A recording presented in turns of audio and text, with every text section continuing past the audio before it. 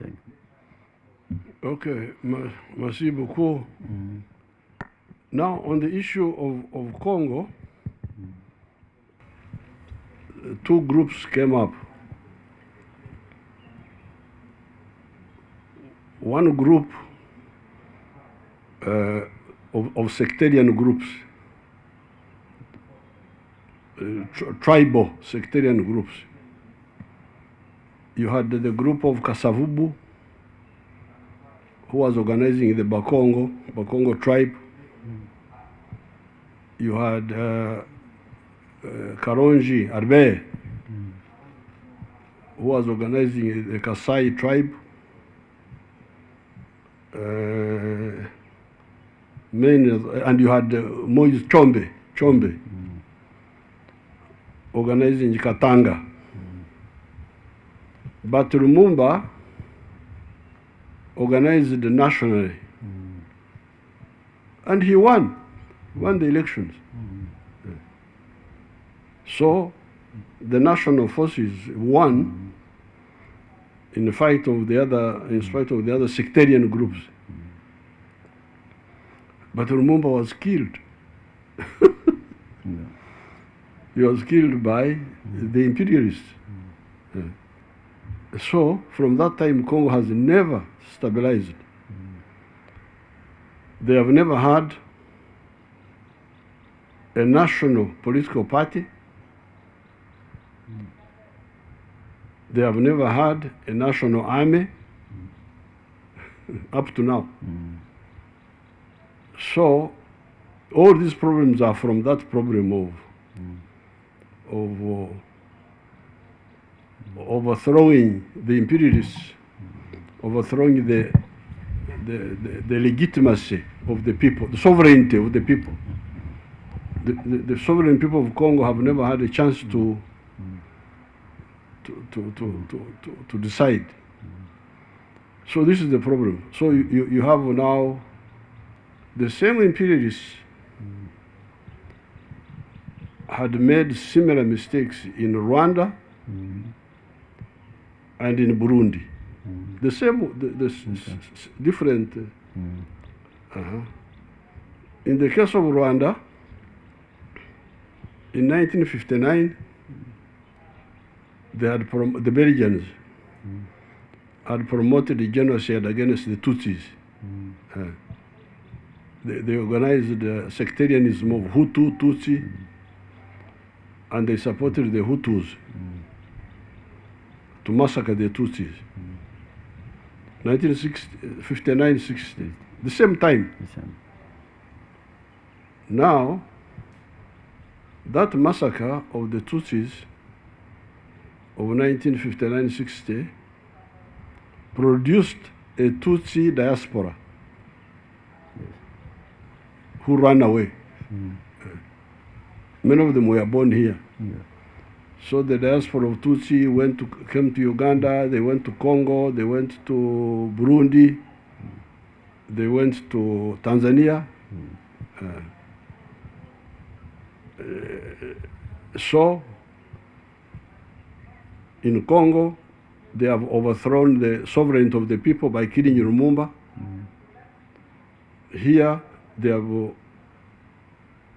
destroyed the Tutsi group. Then Burundi. Burundi, they tried to make it the same like Rwanda, but Burundi they had good leaders who did not allow sectarianism. In the elections of 1961, or those elections,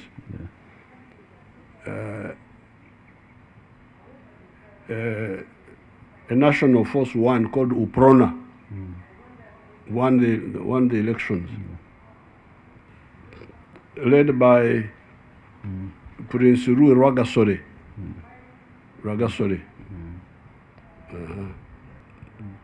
But Rwagasore was assassinated. When Rwagasore was assassinated, he was replaced by a Hutu called Njenda Numwe. He was also assassinated.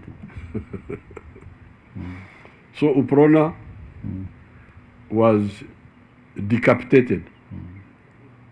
And then you got new stupid people who came in, and now Burundi became like Rwanda.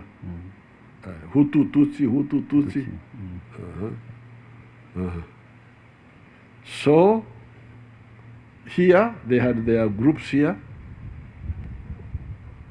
sectarian group, which they had created here.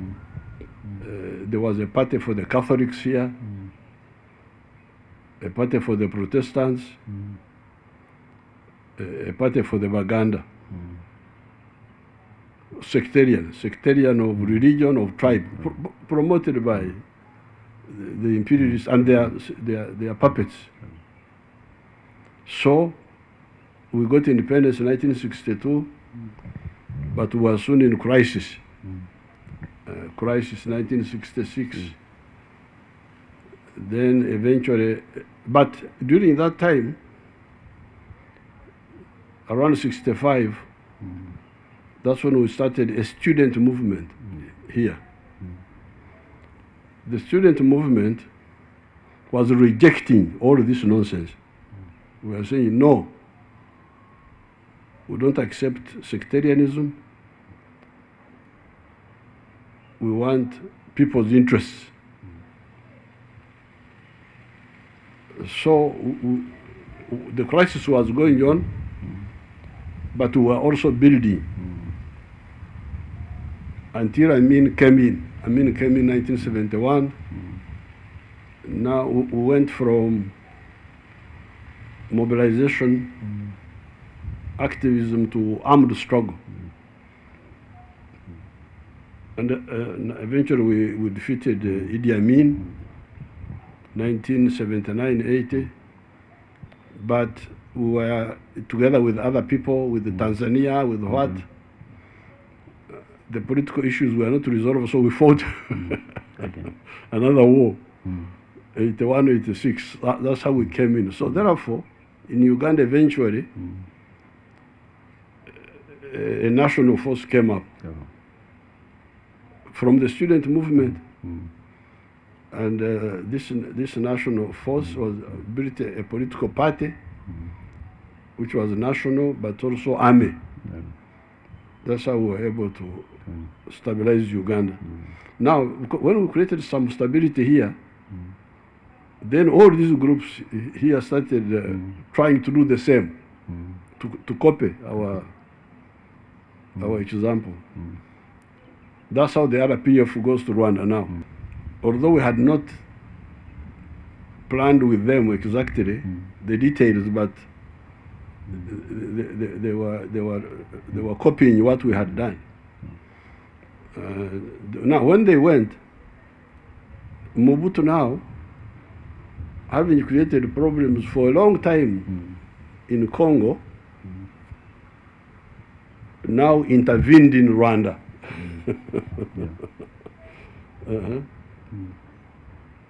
Because he wanted to save Habyarimana, the other man who was there. So that's how now the problems of Congo, which were endless, were now mixed up with the problems of. So he intervened. His army was defeated in Rwanda.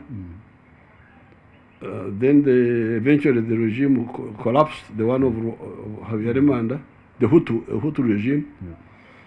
Now 1 million Hutus with guns. France intervened. They had an operation to protect, I don't know who, Operation Tokwa, I don't know. Turquoise. But they couldn't change the situation in Rwanda. So 1 million Hutus with arms entered Goma, Congo.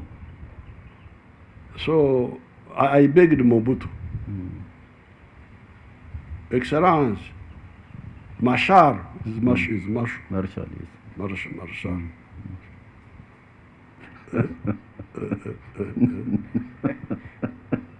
So, Marshal, please, remove these Hutus from the border. If you want them to stay in Congo, take them far away from the border. Separate the problems of Congo from the problems of Rwanda, because near the border, the Hutus were now planning to come back.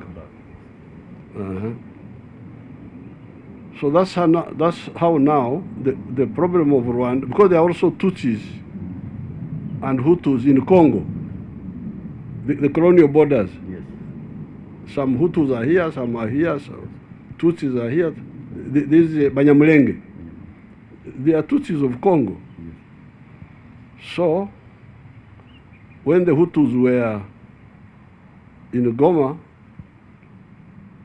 the Tutsis of Congo organized and attacked them. That's how they were chased from Goma and Mobutu, and then that's how Mobutu collapsed. So therefore, and all this is happening when Congo has no army and has no national party. These parties which they have are like ad hoc, they come only for election, they form grouping. So now Eastern Congo became a place for all the terrorists, even the ones from Uganda here, they are there, called ADF, they are there. Yes. And you have a lot of groups, Congolese, now you have also the M23, the one of the... So therefore, in my view, we are working bilaterally with the Congo government to deal with the issue of the ADF. Because the ADF this ADF was started again by Mobutu. I have written a booklet on that also. You know, I have books all the time. Everything I have written. So I will give you all the documents. Okay. You know, these terrorists, once somebody is a terrorist, then his orientation, he does not attack army.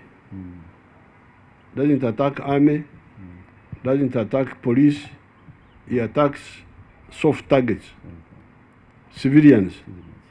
Like recently they came and killed 37 young children, recently, in Uganda. From Congo they came and cut with machete 37 young children who were in the school.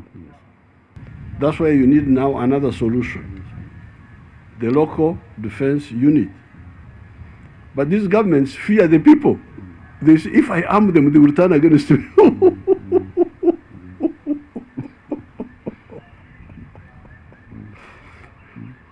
How can the people attack you? They are defending their village. We have got 480,000 Congolese here as refugees in Uganda. 480,000. 1.2 million South Sudanese. We have got 1.5 million refugees here. Those people who are running from their village they don't want to run away. They want to stay. But they run away because they have no alternative. So if you give them ability to defend their village, they will defend it. And you don't have to fear them. But because the governments are afraid of the people, they say, if we arm them, will they not turn against us? So that's why we have a little bit of a problem. But that problem can be, if the Congolese agree to that, we shall help them to defeat the ADF in Congo and the other groups. But M23 is really a political problem which can be solved by discussion. Because I don't see the big problem there now, because these M23, I don't think they're asking for big things, sharing power or what. No. I hear they are talking about, I have asked them to send me their minimum demands. Yes. What are you demanding? Demand. To go back to their villages where they ran away from, to be integrated in the army. What is? Eh? How can this be a problem? So we are encouraging the Tshisekedi, please, these are simple, but you can agree with these people, and if they don't, if they did not want to discuss, then would treat them as a negative force and act against them. Why don't you give them a final solution, a proposal, agree?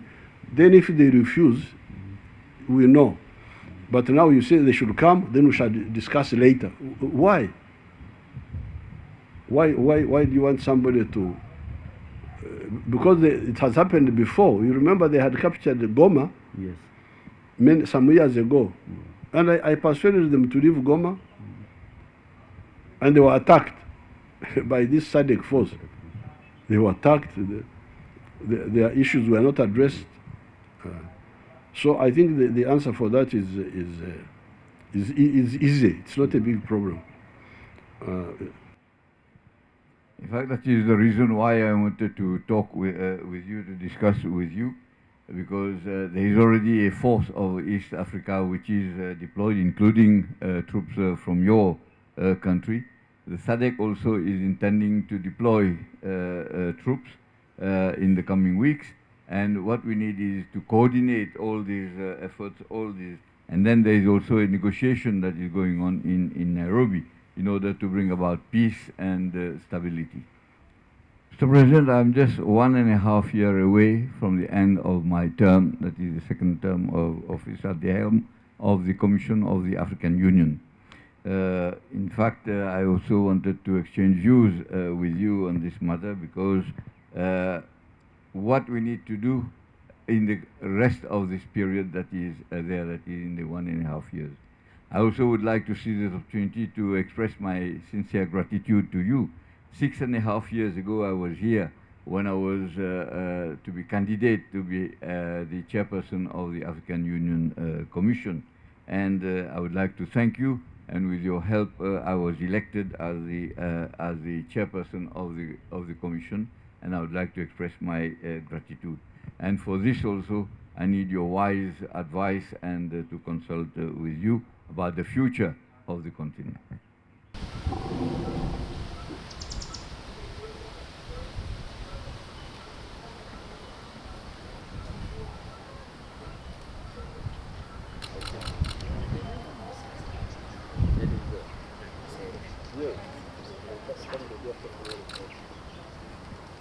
These are the documents I wrote to the summit in Goma. This is the one I wrote long ago, 2000. This is the recent one.